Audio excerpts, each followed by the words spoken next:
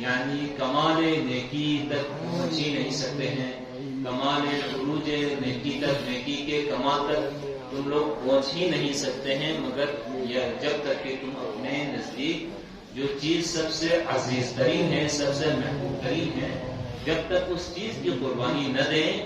آپ کو وہ منزل، وہ مقام، وہ نیکی کا مقام حاصل نہیں ہوگا۔ عزیزان گرامی، یہ ایک دنیا کا اصول بھی ہے، اگر کوئی شخص کسی دنیا میں بھی بظاہر دنیاوی اور مادی کسی مقصد کے لیے بھی اٹھتا ہے تو اس شخص کو کچھ چیزوں کی قربانی دیے بغیر اس منزل تک پہنچنا ممکن نہیں ہوتا ہے۔ مثلا آپ مثال لے لیں، مہمان مثال، اگر کوئی شخص چاہتا ہے کہ سردیوں میں کیٹو سر ہے، جس طرح پچھلے سالوں سے ہو رہا ہے اور بہت سارے لوگ شوقی رکھتے ہیں اور اسلام پر چلتے ہیں، اگر کوئی شخص سردیوں میں یا گرمیوں میں کسی بھی موسم پر اگر وہ کیٹو سر کرنا چاہتا ہے تو اسے اپنی سب سے زیادہ عزیز اور قیمتی ترین جان کا رسک دینا پڑتا ہے۔ یعنی بہت سارے لوگ اپنی جان گنوا بیٹھتے ہیں اس مقصد کو حاصل کرنے کے لیے، اور بہت سارے لوگ نہیں تو کم از کم کچھ لوگ ایسے ہیں جو اتنی بڑی قربانیاں دینے کے بعد پھر اپنی اس مہم پر وہ کامیاب۔ پھر بھی انسان جب کامیاب ہوتا ہے تو بھی اپنی جان کی رسک ہمیشہ اس کے لیے نقصان رہتی ہے۔ اسی لیے کہتے ہیں، اور جو یعنی اس حوالے سے ریسرچ کرتے ہیں، جو لوگ اس طرح کی موسم سرما میں یا ٹھنڈے علاقوں میں یا ٹھنڈے پہاڑوں میں اس طرح کی مہمجوئی کرتے ہیں تو ان کی زندگی بہت دور تک نہیں جا سکتی۔ یعنی 40-50 سال کے بعد، 60 سال کے بعد اگر ان کی طبی اور فطری عمر اگر 90 سال 100 سال تک کی ممکن ہو، لیکن اس طرح کی مہمجوئی کی وجہ سے ان لوگوں کی جو ہے، کیونکہ ہمارا ایک جسم ہے اور یہ جسم مادیات کا محتاج ہے، مادی چیزوں کا محتاج ہے، اور اس حوالے سے آپ جب مہمجوئی کرتے ہیں، اس طرح کی مہمجوئی میں آپ اپنے آپ کو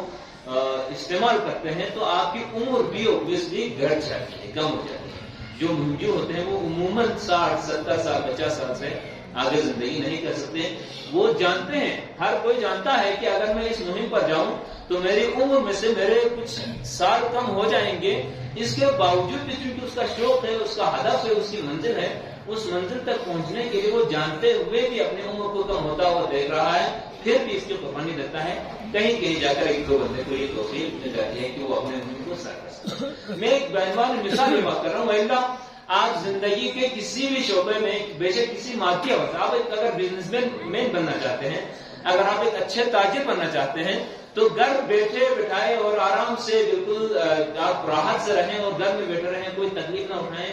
آپ کو وہ منزل آپ کو نہیں ملتی۔ اگر آپ چاہتے ہیں پورے کرتوت کے سب سے بہترین بزنس مین بن جانا چاہتے ہیں تو آپ کے لیے محنت کرنا پڑتی ہے، آپ کو اپنا ٹائم سرو کرنا پڑتا ہے، آپ کو اپنے مال کے حوالے سے رسک لینا پڑتا ہے۔ آپ اپنے مال کو کہیں پر لگاتے ہیں، ممکن ہے وہ ڈوب جائے، یہ سارا رسک لینے کے بعد پھر اللہ تعالیٰ اگر چاہے تو وہ مقام آپ کو مل جاتا ہے۔ کہنے کا مطلب یہ ہے کہ مادی دنیا میں بھی اگر کوئی شخص اپنے کسی منزل تک پہنچنا چاہتا ہے تو اسے قربانی دینی پڑتی ہے، قربانی دیے بغیر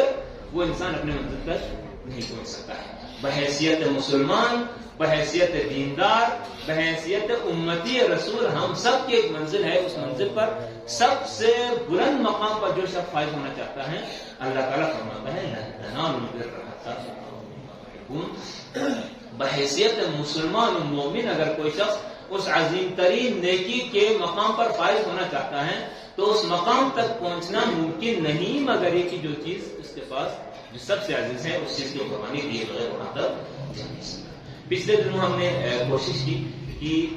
لفظ تنفقوا، لفظ انفاق کے حوالے سے اگرچہ سیاق آیت تو یہ بتاتی ہے کہ آپ مال خرچ کریں، اپنے پاس جو مال و دولت ہے اس کا انفاق کریں، سیاق آیت یہ بتاتی ہے، لیکن عموم آیت اس بات پر دلالت کرتی ہے کہ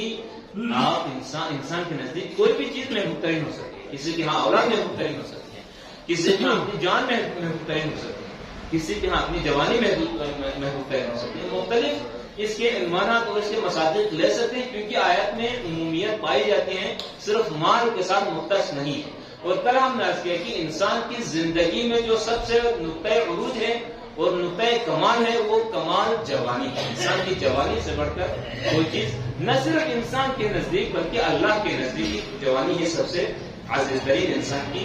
زندگی کا حصہ ہے، اور انسان کے لیے بھی اور اللہ تعالیٰ کی نظر میں بھی اور احادیث معصومین کی روشنی میں بھی ہمیں معلوم ہوتا ہے کہ ایک انسان کی زندگی میں اس کی جوانی ہی سب سے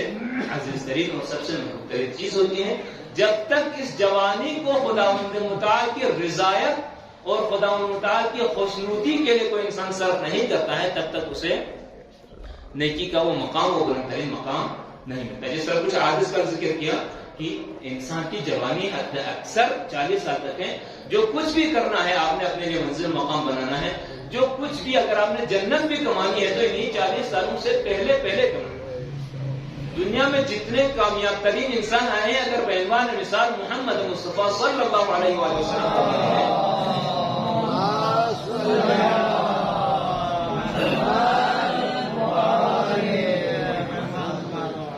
حضرت صلی اللہ علیہ وآلہ وسلم نے اپنے 40 سال کے عمر میں ہی 40 سال مکمل ہونے سے پہلے ہی تمام انسانی کمال حاصل کر چکے تھے، اور انہی کمالات کا اقرار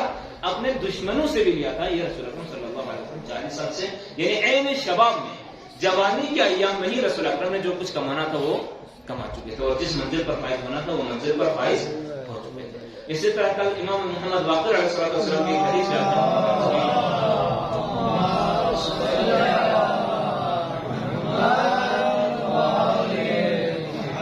کہ اللہ تعالیٰ کے نزدیک پورے مخلوقات عالم اس کائنات میں جتنے بھی مخلوقات ہیں، تمام مخلوقات سے سب سے محبوب ترین مخلوق وہ جوان ہے جو کم سن ہے، یعنی چھوٹی عمر کے ساتھ 20 سال 22 سال 25 سال 29 سال عمر کم ہے نا، بہ نسبت 70 سال کے انسان کے مقابلے میں 20-22 سال کا 25 سال کا جوان کم سن ہے. اپنی کم سن اور خوبصورتی کے باوجود اپنی خوبصورتی اور اپنی جوانی کو اللہ تعالیٰ کی اطاعت میں گزارتا ہے تو وہی جوان ہے، اسی جوان پر اللہ تعالیٰ مباہر کرتا ہے. اللہ تعالیٰ اپنے مقرب ملائکت کے درمیان فخر و مباہر کرتا ہے اور کہتا ہے کہ فیقول ھذا عبدی حقا، حقیقت میں میرا بندہ یہی جوان ہے جو اپنی کم سنی اور اپنی خوبصورتی اور جوانی کے ایام میں اللہ تعالیٰ کی عبادت میں اپنی زندگی کو صرف کرتا ہے. یہ اللہ تعالیٰ کا نزدیک ترین اور محبوب ترین عبد ہے اور بندہ ہے. امام صادق علیہ السلام ارشاد فرماتے ہیں جوانی کی اہمیت آپ کو بتائی جائے، جوانی کی فضیلت آپ کو بتائی جائے. امام فرماتے ہیں من قرأ القرآن وهو شاب ممتع، کوئی شخص قرآن کریم کی تلاوت کرے. بظاہر صرف قرآن کریم کی تلاوت کی بات ہے، یعنی قرآن کریم کی تلاوت کرنا، قرآن کریم کو اپنے دل میں جگہ دینا، اس کا مطلب یہی ہے کہ کوئی جوان اپنی جوانی میں دین کی طرف راغب ہو جائے، دین کے احکامات کے اوپر عمل کرے اور قرآن سے اٹیچمنٹ پیدا کرے. من قرأ القرآن وهو شاب مؤمن، اگر کوئی شخص قرآن کی تلاوت کرے جبکہ وہ جوان ہے اور مؤمن ہے، اس حال میں قرآن کی تلاوت کرتا ہے تو اختلط القرآن بلحمه ودمه، قرآن ایسے جوان کے خون اور گوشت کے ساتھ مخلوط ہو جاتا ہے. جوان کون؟ جوانی میں بھی عبادت، جوانی میں بھی تلاوت ہے. ایش المقام آپ بوڑھے ہو کر جب آپ کو نیند نہیں آتی ہے، بستر پر جا کر سو نہیں سکتے، تو اس وقت البتہ میں پہلے سے کرتا رہا ہوں میرے بزرگان، اس سے آپ لوگ ناراض نہ ہوں، کیونکہ آپ نے ماشاءاللہ سے یہ جو اسٹیج گزارنا تھا وہ گزار کر آئے ہیں، آپ نے مقدس زندگی گزاری ہے، اور آپ نے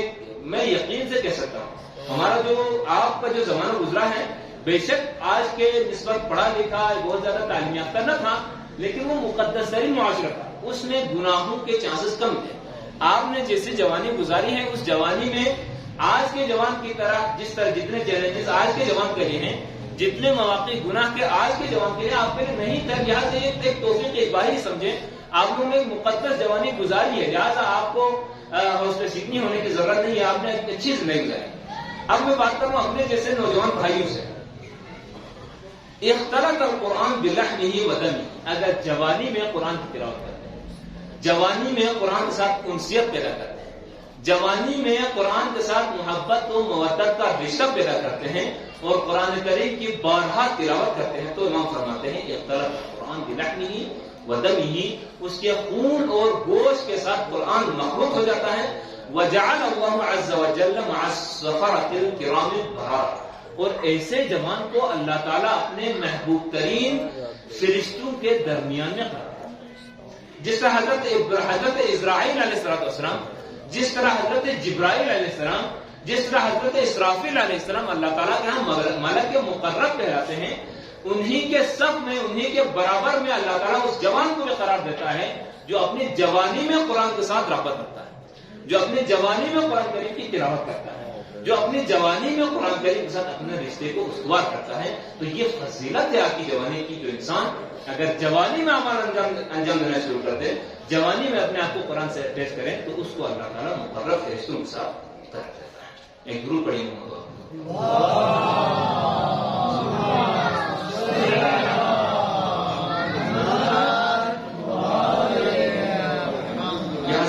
سے معلوم ہوتا ہے کہ اللہ کے رسول کے حدیث سے اطہار کے حدیث میں ہوتا ہے کہ انسان کی جوانی فقط اس کی فزیکل زندگی میں، فقط ہماری یہ جو 60 70 80 سال کی زندگی میں ہم مادی طور پر فقط جوانی کو عروج نہیں سمجھتے ہیں. فقط جوانی میں کیونکہ آپ جو کچھ بھی چاہیں کر سکتے ہیں، جوانی آپ کی زندگی کا عروج کا نام ہوتا ہے. فقط مادی لحاظ سے نہیں بلکہ آپ کے اعمال اور کردار کے حوالے سے بھی. جو نماز آپ جوانی میں انجام دیتے ہیں، جو نماز آپ جوانی میں پڑھتے ہیں، جو روزہ آپ جوانی کے عالم میں رکھتے ہیں، جو اطاعت آپ جوانی کے عالم میں کرتے ہیں، اس کے اجر کے برابر آپ کو بڑھاپے میں آپ کو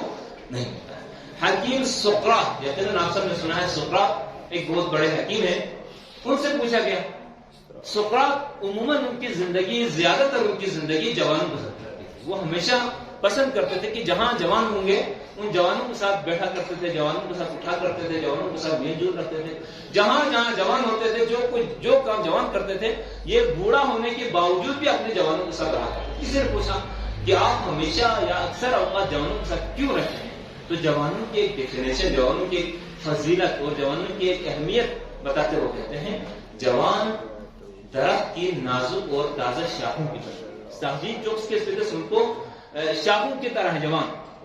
جوان اس تر و تازہ شاخوں کی مانند ہے کہ جسے آپ چاہیں تو اسے سیدھا بھی کر سکتے ہیں، جب چاہیں جس طرف چاہیں اسے آپ موڑ سکتے ہیں، اس کو سیدھا کر سکتے ہیں. جوان کی مثال یہ ہے کہ اگر جوانی کے عالم میں اگر کوئی شخص اس کی اصلاح کرنا چاہتا ہے تو ہر قسم کی اصلاح کو بھی پسند کرتا ہے، ہر قسم کی اصلاح کو بھی وہ قبول کرتا ہے. اور اگر خدا نہ خواستہ کسی مصلح کے ہاتھوں لگنے کے بجائے کسی بگاڑنے والے انسان کے ہاتھوں لگ جائیں، کوئی معاشرہ بگاڑنے والا معاشرے کے ہاتھوں اگر یہ جوان جائیں تو یہ جوان ٹیڑھے. جوان کی مثال اس تر و تازہ ٹہنی کے مانند قرار دیا ہے. سقراط اس تر و تازہ شاخ درخت کے مانند ہے کہ جسے جس طرف چاہے آپ موڑ سکتے ہیں. لہٰذا میں اصلاح کرنے کے لیے چاہتا ہوں کہ جوانوں کی طرف، جوانوں کے ساتھ اٹھا کروں اور بیٹھا کروں. جبکہ جب انسان بوڑھا ہوتا ہے، جب انسان بوڑھا ہوتا ہے تو اس سخت اور خشک لکڑی کے مانند ہے کہ وہ سوائے جلانے کے اور کوئی کام نہیں آتا ہے. یہ الفاظ میرے بزرگان کو سخت نہ لگے، میں بارہ مجھے بہت ڈر لگتا ہے کیونکہ میں خود آپ سے سیکھ رہا ہوں تو یقیناً آپ مجھ سے بہت بہتر جانتے ہیں. لیکن جوانوں کو سمجھانے، جوان عالم جوانی میں آپ جتنی اصلاح کریں وہ اصلاح کے قابل ہوتا ہے. لیکن یہ 40 سال سے گزر جانے کے بعد، کل جس طرح امام صادق علیہ السلام کی حدیث میں ہم نے بیان کیا کہ 40-50 سال کی زندگی سے اوپر ہونے کے بعد انسان سخت ہو جاتا ہے. اس کے اوپر کسی جملے کا، کسی ہدایت کا یا کسی گمراہی کا بھی ایون. ابھی یہاں پر جتنے بزرگان تشریف فرما ہے ان کے زیادہ گمراہ ہونے کا ہمیں خطرہ نہیں ہے، کیونکہ آپ نے ایمان کی حالت میں، آپ نے ایک دینداری کی حالت میں ایک زندگی گزاری ہوتی ہے. لہذا اب آپ لوگوں کو بگاڑنا بہت مشکل ہے. ممکن ہے 100 میں سے ایک بزرگ ایسا ہو جو کسی بگاڑنے والے کی وجہ سے بگڑ، کسی خراب کرنے والے، کوئی غلط معاشرے کی وجہ سے، غلط انسان کی وجہ سے کوئی بزرگ خراب ہو جائے. کیونکہ آپ لوگوں نے ایک زندگی گزاری ہے اور اس میں آپ محکم ہو چکے ہیں. اس محکم ٹہنی کو، اس محکم لکڑی کو کوئی درست نہیں کر سکتا. جبکہ جوان وہ ہیں کہ اگر ان کو بر وقت اگر صحیح اصلاح کرنے والا معاشرہ ملے، صحیح اصلاح کرنے والے جوان عالم ملے تو یہ جوان اصلاح کی طرف بھی بڑھ سکتے ہیں. اور اگر خدا نخواستہ ان کی اصلاح کا بندوبست نہ ہوا، اگر ان کی اصلاح اور ان کو بنانے کا، ان کو ہدایت دینے کا اگر بندوبست نہ ہوا تو یہ انسان بگڑ دے سکتے ہیں. سقراط کہتے ہیں کہ میں جوانوں کے ساتھ رہنے کو اس لیے پسند کرتا ہوں کیونکہ یہ جوان قابل اصلاح ہیں اور جس طرح سے ان کا اصلاح کرنا چاہیں اصلاح کر سکتے ہیں. جوان کی صفت میں سے رسول اکرم صلی اللہ علیہ وآلہ وسلم نے درود پڑھی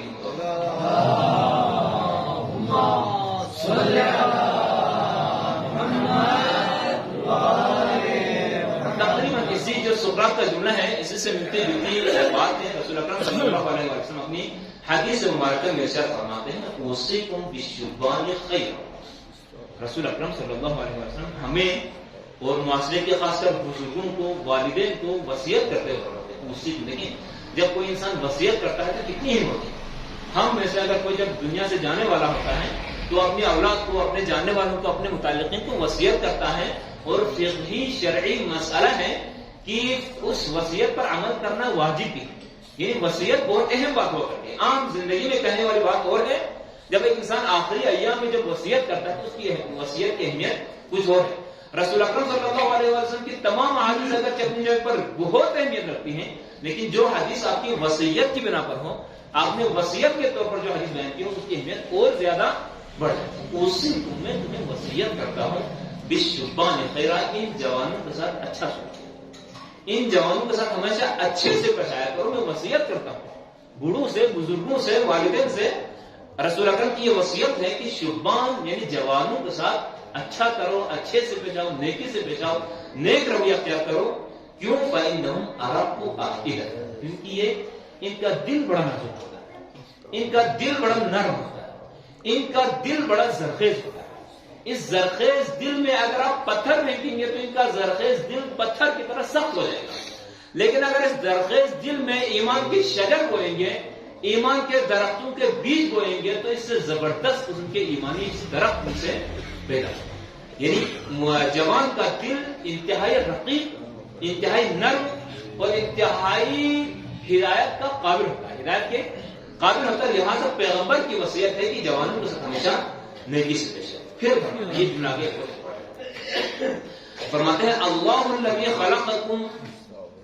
من ضعف، یہ رسول اکرم صلی اللہ علیہ وسلم فرماتے ہیں فإنہم أرق أفئدة فإن اللہ بعثنی بشیرا ونذیرا. یہ جوان ان کا دل بڑا نازک ہوتا ہے، بڑا موم ہوتا ہے، بڑا نرم ہوتا ہے. اور یقیناً جس وقت اللہ تعالیٰ نے مجھے مبعوث برسالت کیا، جس زمانے میں رسول اکرم صلی اللہ علیہ وسلم کو مجھے رسالت کا اعلان کرنے کا حکم دیا اور مجھے اس امت کے اوپر بشیر و نذیر بنایا، جب مجھے اللہ تعالیٰ نے بشیر و نذیر بنا کر اس امت میں بھیجا تو فحالفنی الشیطان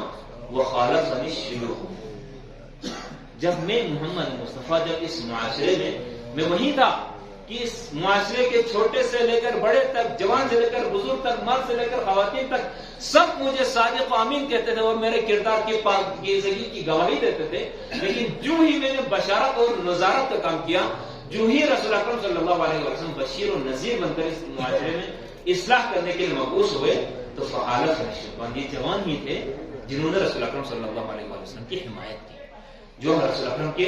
حلیف بنے، جو رسول اکرم صلی اللہ علیہ وسلم کے حمایتی بنے. ہم دیکھتے ہیں نا امام علی ابن ابی طالب علیہ السلام نوجوان تھے، 10 سال کی عمر میں سب سے پہلے ایمان کرنے والے انسان حضرت علی ابن طالب. اسی طرح ابتدائی اسلام میں جن مسلمانوں نے اسلام قبول کیا ہے وہ سارے جوان تھے، کسی بوڑھے نے اسلام قبول نہیں کیا. حضرت ابو طالب کی بات الگ ہے. حضرت ابو طالب خود سے ولی خدا تھے، وہ دین ابراہیم کے پیروکار تھے، وہ محافظ رسالت ہیں، ان کی بات نہیں کی جا رہی. عام مسلمانوں کی بات کریں تو کسی بوڑھے نے رسول اکرم صلی اللہ علیہ وسلم پر فوراً ایمان قبول نہیں کیا، بلکہ ابتدائی اسلام میں جو بھی مسلمان ہوئے ہیں ان سب کا تعلق شعبہ جوان سے. رسول فرماتے ہیں جب میں بشیر و نذیر مبعوث ہوا فحالفنی الشیطان، جوانوں نے میری حمایت کی، وخالفنی الشیوخ، اور اسی معاشرے کے بوڑھوں نے میری مخالفت کی. ایک واقعہ یہاں پر مرحوم خدا رحمت کر ہمارے آقا سید علی موسوی رحمت اللہ علیہ حسین آباد کے، جو ہم حسین آباد علی کے نام سے جانتے ہیں، ان سے میں نے سنا ہے. اور یہ واقعہ ایک تاریخ کی بہت بڑی جوانوں کے حوالے سے ابتدائی اسلام میں جوانوں نے کس طرح سے اسلام قبول کیا اور جوان کا دل ہدایت قبول کرنے کے لیے کتنا آمادہ اور کتنا نازک اور کتنا آمادہ ہوتا ہے.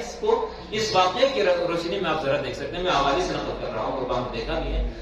کہ رسول اکرم صلی اللہ علیہ وسلم نے دین مقدس اسلام کی تبلیغ شروع کی تو محدود چند صحابی تھے، چند افراد تھے جنہوں نے اسلام قبول کیا. فقط چند 6-7 بندے ایسے تھے جنہوں نے اسلام قبول کیا تھا. اور رسول اکرم صلی اللہ علیہ وسلم انہی مسلمانوں کو بھی، انہی جوانوں کو بھی کھلے عام تبلیغ نہیں کر سکتے. انہی جوانوں کو دین کی تعلیمات کھلے عام خانہ کعبہ میں، مسجد الحرام میں یا مکے کی کسی کھلی جگہ پر نہیں کر سکتے تھے. لہٰذا دار ارقم میں یا کسی صحابی کے گھر میں چھپ کر تبلیغ کرتے تھے، قرآن کی آیات سنایا کرتے تھے اور دین کی تبلیغ کیا کرتے تھے. ایسے میں جوان مکے کا بڑا عیاش ہے، بہت جس کا والد بڑا سرمایہ دار، جس کے گھر میں دولت کی ریل پہ، اور اس کی جوانی عیاشی میں زیادہ تر وقت اس کا شکار کھیلنے میں گزرتا ہے. یوں سمجھ لیجئے کہ اس زمانے کا ایک چودھری،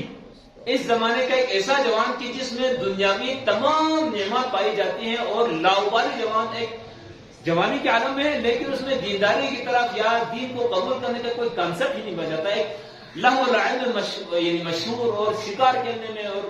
تفریح کرنے میں مشغول ایک جوان ہے جس کا نام ہے مصعب بن عمیر. اس کے والد بڑے سرمایہ دار، بڑے تاجر،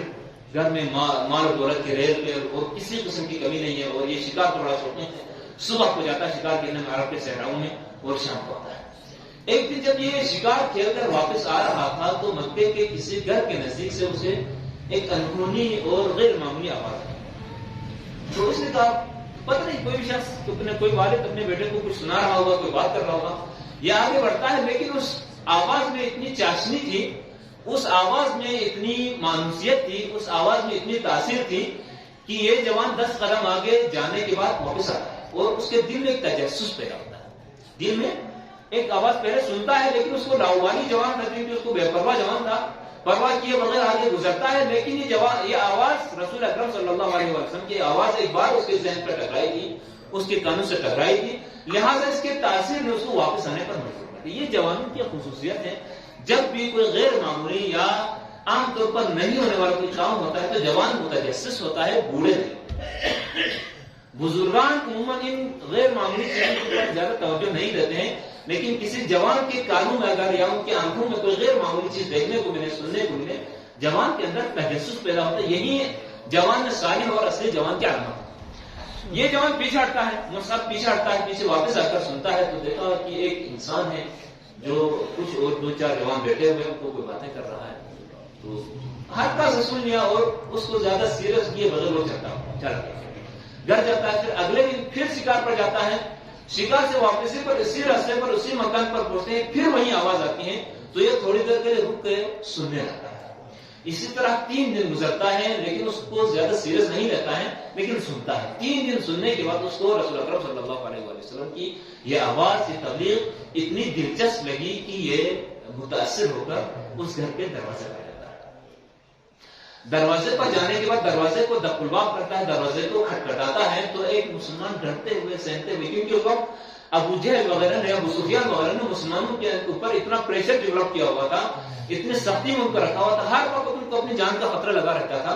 تو جو ہی اس بندے نے، اس جوان نے دروازہ کھٹکھٹایا تو اندر موجود صحابی ڈرنے لگے. ڈرتے ڈرتے کسی نے آ کر دروازے سے دیکھا تو مصعب ہے. مصعب وہ جو مکے کے سب سے بڑے تاجر کا بیٹا ہو. ڈر ان کا خوف مزید بڑھ جاتا ہے کہ اب شاید یہ ہم سے کوئی انتقام لینے کے لیے آیا ہے، یہ ہمیں کوئی نقصان پہنچانے کے لیے آیا ہے. لیکن ڈرتے ڈرتے جب دروازہ کھولتا ہے تو وہ وہیں سے گزارش کرتا ہے، سلام کرنے کے بعد گزارش کرتا ہے کہ آپ مجھے بھی اجازت دیتے ہیں، جو باتیں آپ سن رہے ہیں میں بھی سن. رسول اکرم صلی اللہ علیہ وسلم خوش ہو جاتے ہیں، ان کو اجازت دی جاتی ہے. یہ جوان اندر داخل ہوتے ہیں، رسول اکرم صلی اللہ علیہ وسلم کو سنتے ہیں، یہاں تک کہ دین مقدس اسلام کو قبول کرتے ہیں. یعنی اسی لیے کہا گیا نا، جوان کا دل رقیق ہوتا ہے، ہدایت کے لیے بہت زیادہ قابل ہوتا ہے، ہدایت کا بہت زیادہ لائق ہوتا ہے. یہ مصعب اسلام قبول کرتے ہیں اور روزمرہ کی بنیاد پر رسول اکرم کے دروس میں شرکت کرتا ہے. یہاں تک کہ جب یہ بات اس کے والد کو معلوم ہوتی ہے، اس کے گھر والوں کو معلوم ہوتی ہے، ایون اس کے مکے کے رہنے والے سارے دوستوں کو معلوم ہوتی ہے، تو وہ سارے اس کی مرمت کرتے ہیں. تمہیں کیا ہو گیا؟ تم کیا بے وقوفی کر رہے ہو؟ کیا حماقت کر رہے ہو کہ ان پاگلوں کے ساتھ محمد کی باتوں پر ان کی جادو میں تم آ گئے ہو؟ نعوذ باللہ. اس کی مرمت کی جاتی ہے، لیکن اس کے دل میں ایمان بیٹھ چکا تھا، لہٰذا یہ مرمت کی پرواہ کیے بغیر مسلمانوں کے صف میں شامل ہوتا ہے اور مسلمان ہوتا رہتا ہے. یہاں تک کہ بیعت عقبہ ثانیہ ہے. بیعت عقبہ کہتے ہیں رسول اکرم صلی اللہ علیہ وسلم نے مکے میں ہدایت کا سلسلہ شروع کیا، پھر یہ خبر ہوتے ہوتے یثرب تک پہنچی، آج کل کا مدینہ. تو یثرب سے ایک ساتھ 7 افراد آتے ہیں، آ کر رسول اکرم صلی اللہ علیہ وسلم سے دین کے بارے میں معلومات لیتے ہیں، سوالات کرتے ہیں. جب دین سے مطمئن ہوتے ہیں وہ اسلام قبول کرتے ہیں اور چلے جاتے ہیں. اگلے اس کو کہتے ہیں بیعت عقبہ اولیٰ. اور پھر یہ لوگ چلے جاتے ہیں، پھر دوبارہ اگلے سال اسی وقت واپس آتے ہیں، اپنے ساتھ تقریباً 70 مرد اور خواتین کو لے کر آتے ہیں. پھر ان 70 مرد و خواتین نے رسول اکرم صلی اللہ علیہ وسلم کے ہاتھوں پر بیعت کی اور دین مقدس اسلام کو قبول کیا. قبول کرنے کے بعد جب یہ جانے لگے تو انہوں نے ایک گزارش کی، یا رسول اللہ ہم آپ پر ایمان لائے ہیں لیکن یثرب میں ہمیں دین مقدس اسلام سکھانے والا، اس کی تبلیغ کرنے والا، اس کی تعلیمات ہم تک پہنچانے والا کوئی نہیں ہے، لہٰذا آپ ہماری طرف ہمارے لیے ایک معلم کو اپنے طرف سے ہمارے ساتھ بھیجیں۔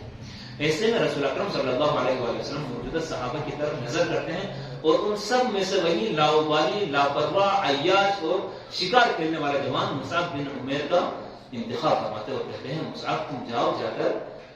ان کے تبلیغ اسلام کا بندوبست کرو، ان کو قرآن سکھاؤ، ان کو قرآن کی تعلیمات سکھاؤ اور دین مقدس اسلام سمجھاؤ۔ مصعب بن عمیر بڑے خوشی سے اور بڑے فخر سے تیار ہوتے ہیں اور آتے ہیں مدینے کی طرف۔ مدینے میں آ کر بہت کم عرصہ ایسا گزرتا ہے، اس کم عرصے میں یہی مصعب بن عمیر، یہی جوان جس کو ہم لوگ اب تک لاؤبالی جوان کہہ رہے تھے، مکے کا سب سے عیاش جوان تھا،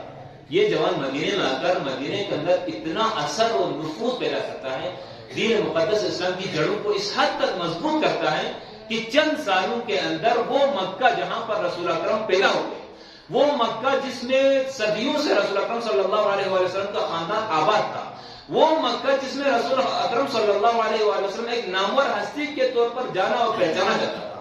وہ مکہ جس میں رسول اکرم صلی اللہ علیہ وآلہ وسلم کے سارے رشتہ دار پھیلے ہوئے تھے، 13 سال وہاں تبلیغ کی لیکن وہاں پر رسول اکرم کو پھلنے پھولنے کا موقع نہیں ملا، دین مقدس اسلام کو پھیلنے کا موقع نہیں ملا۔ یہ مصعب بن عمیر یہ تھے کہ آ کر چند سالوں میں مدینے میں وہ فضا قائم کرتے ہیں، نہ رسول اکرم کا کوئی رشتہ دار ہے، نہ رسول اکرم کا کوئی گھر والے ہیں، نہ رسول اکرم کی کوئی پرانی ہسٹری ہے، نہ ہی رسول اکرم صلی اللہ علیہ وآلہ وسلم کی شخصیت اور کردار مدینہ میں مشاہدہ ہے، صرف اور صرف اس جوان کی صلاحیت اور اس جوان کے خلوص کی وجہ سے مدینے میں وہ فضا قائم ہوتا ہے کہ رسول اکرم صلی اللہ علیہ وآلہ وسلم مکے سے نکل کر اس شہر میں آنے کے لیے آمادہ ہو جاتے ہیں اور آنے کے فوراً بعد ریاست مدینہ اور پہلی اسلامی ریاست کی بنیاد رکھی جاتی ہے، اور یہ سب مرہون ملتیں اس جوان کی کامیابی ہے۔ لہٰذا رسول اکرم صلی اللہ علیہ وسلم یہاں پر مدینے میں تشریف لاتے ہیں اور اسلام کا بول بالا ہونے لگتا ہے اور اسلام نے جتنی فتوحات حاصل کی یہیں پر حاصل کی۔ درود پڑھی ہوں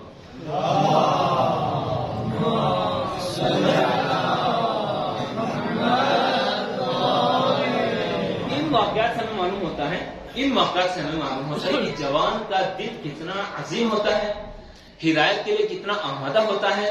اور اگر جوان کی صلاحیتوں کے اوپر اعتماد کیا جائے اور جوان کو اس کے صلاحیت کے مطابق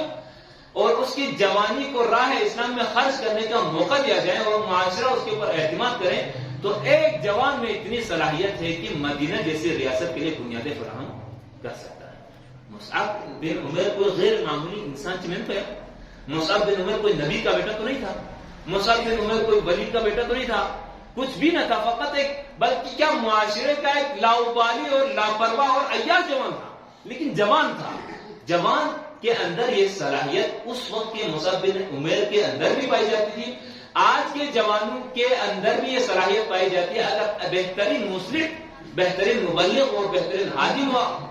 میسر ہو اور ان کے لیے اپنے اس جذبہ ایمانی کے مطابق کام کرنے کے مواقع دیے جائیں، تو آج کا ایک ایک جوان بھی ریاست مدینہ کے بنیادیں فراہم کرنے کی صلاحیت اپنے اندر رکھتا ہے، بشرطے کہ آپ اس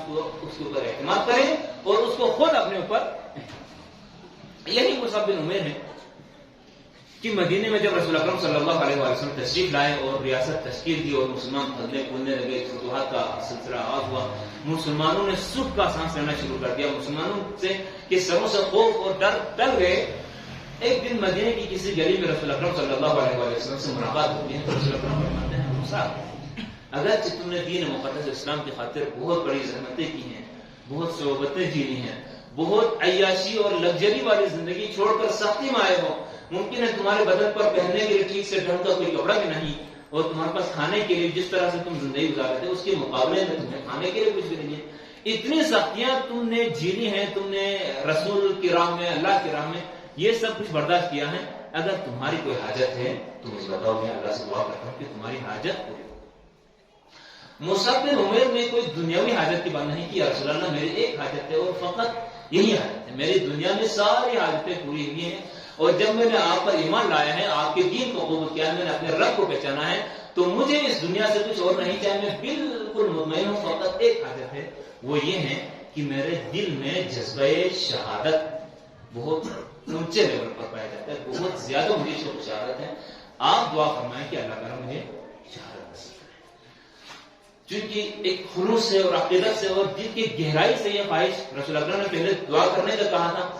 رسول اکرم سے جب یہ جوان مصعب بن عمیر یہ خواہش کرتا ہے تو رسول اکرم وہیں پر دعا کرتے ہیں خدا بندہ اس جوان کی جو خواہش ہے جو تمنا ہے اس کو آپ کو. اور اس کے بعد جنگ احد کا مقام آتا ہے. جنگ احد میں کیونکہ آپ منظر یقینا جانتے ہیں پہلے امام علی علیہ السلام کی بدولت جنگ جیت جاتے ہیں مسلمان. پھر اس کے بعد کچھ تیر اندازوں کی غلطی کی وجہ سے خالد بن ولید کا لشکر واپس آ کر پیچھے سے حملہ کرتا ہے جس سے مسلمانوں کو کافی نقصان ہوتی ہے. اسی نقصان میں حضرت حمزہ سید الشہداء جیسے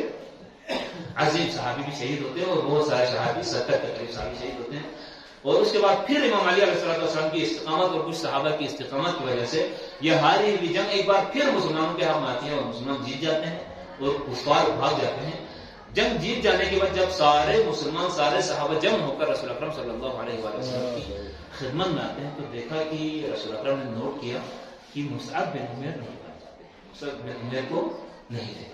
رسول پریشان ہوتے ہیں اور کہا کہ مصعب بن عمیر کہاں ہے, کسی نے مصعب کو دیکھا ہے؟ سارے کہتے ہیں کہ نہیں ہم نے نہیں دیکھا. ایسے میں پیچھے سے ایک آواز آتی ہے کہ میں نے دیکھا تو نہیں ہے, البتہ میں وہاں سے گزر رہا تھا تو شہداء کے درمیان ایک لاش تھی, وہاں سے میں نے ایک عجیب قسم کی خوشبو محسوس کی, ایسی خوشبو میں نے اب تک زندگی میں کبھی محسوس کی. رسول اکرم صلی اللہ علیہ وسلم اپنی منزل سے اٹھتے ہیں, اپنے مسجد سے اٹھتے ہیں, اٹھ کر اسی انسان کے اسی صحابے کی رہنمائی پر اسی لاش کے پاس پہنچ جاتے ہیں جس سے خوشبو آ رہی تھی. اور وہ خوشبو پہچان کر رسول اکرم صلی اللہ علیہ وسلم فرماتے ہیں یہ جنت کی خوشبو ہے اور یہ جسد خاکی جس میں شہید ہو کر یہ پڑے ہوئے ہیں یہ جوان مصعب بن عمیر ہیں کہ جس کو دنیا میں ہی رسول اکرم صلی اللہ علیہ وسلم جنت کی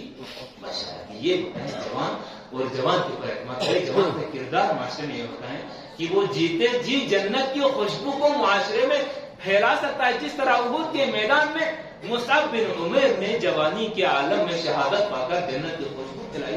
اسی طرح آج کا یہ جوان اگر اس کو پراپر طریقے سے ہدایت ہو جائے, اس کو موقع دیا جائے, اس کو پھلنے پھولنے کا موقع دیا جائے, اس کو دین مقدس اسلام کی بہترین اگر دی جائے, بہترین ہدایت اگر مل جائے تو آج کا جوان بھی یقیناً ہمارے معاشرے میں جنت کے پھول سے